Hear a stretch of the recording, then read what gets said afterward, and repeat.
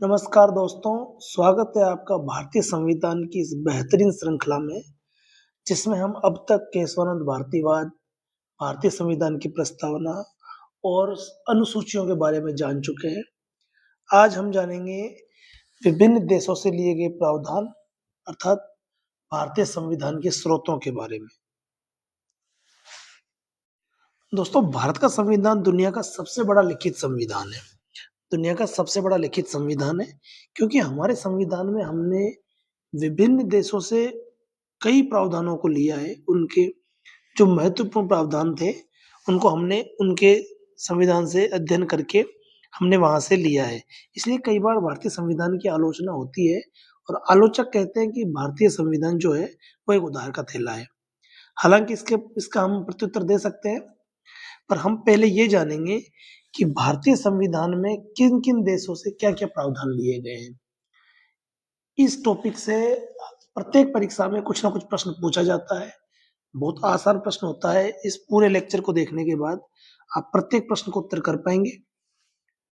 सबसे पहले हम जानेंगे इंग्लैंड से लिए गए प्रावधान, यानी ब्रिटेन से लिए गए प्रावधानों के बारे में हम जानेंगे। क्योंकि ब्रिटेन ने हमारे देश पर लगभग 250-300 सालों तक राज किया था, इसलिए उनके वहाँ चलने वाली व्यवस्थाओं का हमारे भारतीय संविधान में प्रभाव अधिकतर देखा जाता है। विशेष तौर पर हम देखें, एक संसदीय शासन प्रणाली हमने ब्रिटेन से ली है। कानून का शासन यानी रूल ऑफ लॉ, एकल नागरिकता हमने अमेरिका की तरह द्वैध नागरिकता अपनाने के बजाय हमने एक नागरिकता को अपनाया है, यानी कि राज्यों की अलग नागरिकता होने के बजाय भारत की एक एकल नागरिकता है। मंत्रिपरिषद का सामूहिक उत्तरदायित्व हमने अपनाया है। संसदीय प्रक्रिया, उसमें लोकसभा अध्यक्ष का पद, प्रश्नकाल और अन्य विधायी प्रणालियाँ हमने ब्रिटेन से ली है। और कैबिनेट प्रणाली, ये बहुत ही महत्वपूर्ण प्रावधान है जो हमने ब्रिटेन से लिए हैं। इसके बाद आते हैं हम अमेरिका से लिए गए प्रावधानों की तरफ।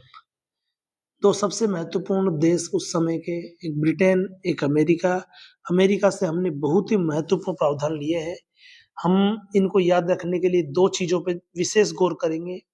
एक है हमारा मौलिक अधिकार, सबसे भारतीय संविधान का सबसे महत्वपूर्ण भाग, भाग 3, संविधान का सबसे महत्वपूर्ण हिस्सा जो नागरिकों को बुनियादी स्वतंत्रता की गारंटी देता है। मौलिक अधिकार हमने अमेरिका से लिए। असल में मौलिक अधिकारों के बारे में पहली बार वर्णन जो है वो अमेरिकी संविधान में ही दिया गया है ढंग से। इसलिए हमने अमेरिकी संविधान से मौलिक अधिकार लिए हैं। इसके बाद न्यायपालिका संबंधी काफ़ी सारे प्रावधान हैं, जिसमें न्यायिक पुनरावलोकन है, न्यायपालिका की स्वतंत्रता है, ये हमने लिए हैं अमेरिकी संविधान से। राष्ट्रपति पर महाभियोग की प्रक्रिया भी हमने यूएसए के संविधान से ली है।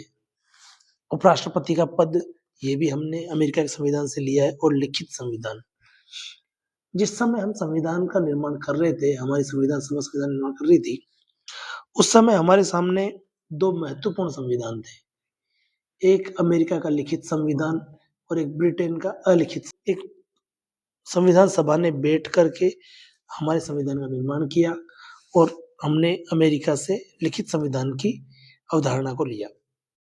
कनाडा से लिए गए प्रावधानों की जब हम बात करते हैं, तो हमने कनाडा से मजबूत केंद्र के साथ अर्धसंघीय प्रणाली को लिया है।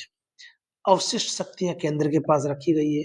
राज्यपाल की नियुक्ति और सर्वोच्च न्यायालय की सलाहकार शक्ति, ये हमने कनाडा के संविधान से लिया है। ऑस्ट्रेलिया से क्या लिया है, तो समवर्ती सूची लिए है। ऑस्ट्रेलिया से महत्वपूर्ण चीज है, समवर्ती सूची हमने ऑस्ट्रेलिया से ली है। इसके अलावा व्यापार एवं वाणिज्य की स्वतंत्रता अनुच्छेद 301, ये भी हमने ऑस्ट्रेलिया से लिया है। इसके बाद हम देखते हैं हमने आयरलैंड से क्या-क्या प्रावधान लिए हैं। मौलिक अधिकारों के बाद में भाग 4 में राज्य के नीति निर्देशक तत्व दिए गए हैं, डीपीएसपी। और डीपीएसपी असल में राज्य को ये निर्देश देते हैं कि किस प्रकार से एक कल्याणकारी राज्य की स्थापना की जा सकती है। मतलब समाज के लिए कल्याण करने वाले राज्य की स्थापना किस प्रकार से की जा सकती है, इसके लिए प्रावधान किए गए हैं डीपीएसपी में। और ये प्रावधान हमने लिए हैं आयरलैंड से। इसके अलावा राज्यसभा में राष्ट्रपति 12 सदस्यों का मनोनयन कर सकता है, कला, साहित्य, विज्ञान और समाज सेवा के आधार में। तो ये जो प्रावधान है 12 सदस्यों का मनोनयन वाला, ये भी हमने आयरलैंड के संविधान से लिया है। फ्रांस के से प्रेरित आदर्श क्या है? देखो, जब भी फ्रांस की बात आती है तो फ्रांस की क्रांति की बात आती है, और फ्रांस की क्रांति में सबसे महत्वपूर्ण जो 3 चीज़ें सामने आई थी, वो थी स्वतंत्रता, समानता और बंधुत्व का आदर्श। फ्रांस की क्रांति से इन तीनों शब्दों की प्रेरणा संपूर्ण विश्व ने ली। हमने हमने भी अपने संविधान में इन तीनों शब्दों को स्थान दिया। स्वतंत्रता की जब बात करते हैं तो हाँ, हमने 5 प्रकार की स्वतंत्रता का वर्णन प्रस्तावना में भी किया है, और इसके अलावा मौलिक अधिकारों में स्वतंत्रता का अधिकार हमने दिया है। समानता की बात करते हैं तो बिल्कुल हमने समानता की बात प्रस्तावना में भी की है, और समानता का अधिकार हमने आर्टिकल 14 के तहत 14 से 18 हमने समानता का अधिकार मौलिक अधिकारों में भी दिया है। बंधुत्व की बात करेंगे तो प्रस्तावना में शुरुआत में बंधुत्व नहीं था, पर 42वें संविधान संशोधन द्वारा हमने प्रस्तावना में बंधुत्व शब्द को भी जोड़ दिया। ये तीनों शब्द वर्तमान में हमारी प्रस्तावना में मौजूद है। जब बात आती है जर्मनी के वाइमर संविधान से, जर्मनी के संविधान से हमने क्या लिया है, तो हमने आपातकालीन प्रावधान लिए हैं। बहुत ही महत्वपूर्ण है, परीक्षाओं में कई बार ये प्रश्न पूछा गया है। अनुच्छेद 352, 356 और अनुच्छेद 360, जिसमें वित्तीय आपात की बात है, वित्तीय आपात। तो आपातकालीन प्रावधान जो है, वो हमने जर्मनी के संविधान से लिया है, और आपातकाल के दौरान जो मौलिक अधिकारों को निलंबन की व्यवस्था है, वो भी हमने जर्मनी संविधान से ही ली है। उसी प्रकार हम देखते हैं दक्षिण अफ्रीका के संविधान से हमने क्या लिया है। तो हमारा संविधान 1950 में जब लागू हुआ, तब से लेके अब तक वो जीवंत बना हुआ है। जीवंत बना हुआ है का मेरा मतलब है कि समय के साथ उसमें परिवर्तन किया गया है, ताकि वो उसका महत्व उसी प्रकार से बना रहे। तो वो परिवर्तन जो किया गया है, उसके जो प्रावधान है, यानी संविधान संशोधन की जो प्रक्रिया है, वो प्रावधान हमने दक्षिण अफ्रीका के संविधान से लिया है। संविधान को बदलने के लिए 2/3 बहुमत की कठोर लेकिन स्पष्ट प्रक्रिया, जो इसे स्थिरता और लचीलेपन का संतुलन देती है। इसके साथ-साथ राज्यसभा के सदस्यों का चुनाव किस प्रकार से होगा, ये भी हमने दक्षिण अफ्रीका के संविधान से लिया है, यानी आनुपातिक प्रतिनिधित्व प्रणाली। अब हम समझते हैं कि हमने सोवियत संघ के संविधान से क्या-क्या लिया है। स्थिति कुछ इस प्रकार से थी कि संविधान लागू होने के बाद में जब 42वां संविधान संशोधन किया गया 1976 में, उस समय तक हमारे देश की जो घनिष्ठता थी वो यूएसएसआर, वर्तमान में जो रूस है, उस टाइम सोवियत संघ था, उससे एकदम नजदीकी वाला रिश्ता बन रहा था, और उसको प्राथमिकता देने के लिए हमने हमारे संविधान में कुछ शब्द जोड़े। तो एक तो हमने मूल कर्तव्य जोड़े, भाग 4 में, भाग 4 कह सकते हो आप। इसमें हमने मूल कर्तव्य जोड़े, और एक हमने हमारे भारतीय संविधान की प्रस्तावना है, उसमें समाजवादी शब्द लिखवाया। ये जो समाजवादी शब्द है, ये भी कहीं न कहीं सोवियत संघ के मॉडल से ही प्रेरणा है।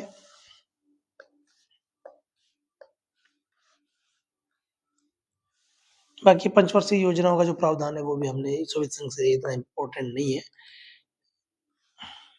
हमने जापान के संविधान से लिया है विधि द्वारा स्थापित प्रक्रिया। इसका अर्थ क्या है? जैसे अनुच्छेद 21 में कहते हैं कि जीवन और व्यक्तिगत स्वतंत्रता का अधिकार है, यानी जीवन जीने का अधिकार है, हम कह सकते हैं। तो इसका अर्थ ये है, विधि द्वारा स्थापित प्रक्रिया का अर्थ ये है कि किसी भी व्यक्ति को जीवन या स्वतंत्रता के अधिकार से केवल और केवल कानून द्वारा स्थापित एक वैध प्रक्रिया और एक उचित प्रक्रिया के माध्यम से ही वंचित किया जा सकता है। हम ऐसे समझ सकते हैं कि किसी को अगर जेल भी भेजा जाएगा तो एक प्रॉपर प्रोसीजर के थ्रू ही भेजा जा सकता है।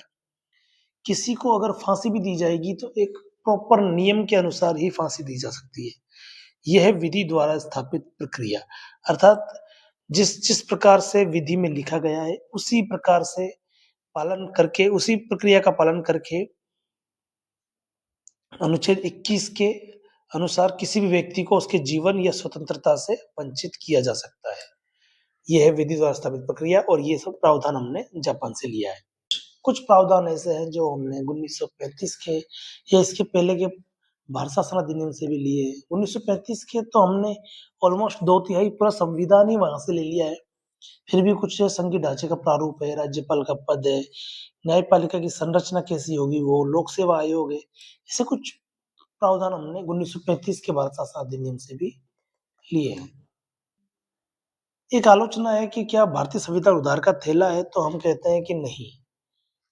जी, हमने भारत के संविधान को अलग-अलग देशों के संविधान से काफ़ी सारे प्रावधानों को लेकर के बनाया है। लेकिन उन सभी प्रावधानों को भारतीय परिस्थिति और भारत की विविधताओं को ध्यान में रखते हुए उनमें परिवर्तन करके अपनाया है। इसलिए हम ऐसा नहीं कह सकते हैं कि सीधा वहाँ से उधार ले लिया गया है, नहीं। उनमें काफ़ी परिवर्तन किया गया है, भारत की परिस्थितियों को, भारत में जितनी-जितनी विविधताएँ हैं, उन सबको ध्यान में रख के उन्हें परिवर्तन किया गया है। एक क्विक रिकैप में हम समझने का प्रयास करेंगे कि भारत के संविधान में हमने किस देश से क्या प्रावधान लिया है। तो हम ब्रिटेन में संसदीय शासन प्रणाली, कैबिनेट प्रणाली, कानून का शासन और एकल नागरिकता ये हमने ब्रिटेन के संविधान से लिया है। अमेरिका के संविधान की बात करेंगे तो मूलतः तो मौलिक अधिकार, इसके अलावा न्यायिक पुनरावलोकन, इसके अलावा न्यायपालिका की स्वतंत्रता और राष्ट्रपति पर महाभियोग की प्रक्रिया जो है, इसका उपराष्ट्रपति का पद भी हमने अमेरिका के संविधान से लिया है। कनाडा की बात करेंगे तो मजबूत केंद्र वाली संघीय व्यवस्था, अवशिष्ट शक्तियां और राज्यपाल की नियुक्ति, ये प्रावधान हमने कनाडा से लिया है। आयरलैंड से डीपीएसपी और राज्यसभा में 12 सदस्यों का जो मनोनयन होता है, वो प्रावधान हमने आयरलैंड से लिया है। ऑस्ट्रेलिया की बात करेंगे तो समवर्ती सूची और व्यापार एवं वाणिज्य की स्वतंत्रता, ये प्रावधान हमने ऑस्ट्रेलिया से लिया है। जर्मनी की बात करेंगे, आपातकाल के दौरान मौलिक अधिकारों का निलंबन और आपातकालीन प्रावधान जो है वो हमने आर्टिकल 352, 356 ये हमने जर्मनी के संविधान से लिया है। इसके बाद में सोवियत संघ के संविधान की बात करेंगे तो मूल कर्तव्य, पंचवर्षीय योजना और समाजवादी शब्द जो है वो हमने कुछ सोवियत संघ के संविधान से लेने का प्रयास किया। और फ्रांस के संविधान की बात करेंगे, स्वतंत्रता, समानता और बंधुत्व का जो आदर्श है वो हमने फ्रांस की क्रांति से, फ्रांस के संविधान से लेने का प्रयास किया। दक्षिण अफ्रीका संविधान संशोधन की प्रक्रिया और राज्यसभा सदस्यों का चुनाव, ये हमने दक्षिण अफ्रीका के संविधान से लिया है। जापान से विधि द्वारा स्थापित प्रक्रिया, अर्थात किसी भी व्यक्ति को जीवन के अधिकार और व्यक्तिगत स्वतंत्रता से वंचित केवल और केवल विधि द्वारा स्थापित प्रक्रिया के तहत ही किया जा सकता है, ये प्रावधान हमने जापान से लिया है। और अंत में हम देखते हैं भारत शासन अधिनियम 1935 की बात करें तो संघीय ढांचे का जो मूल प्रारूप है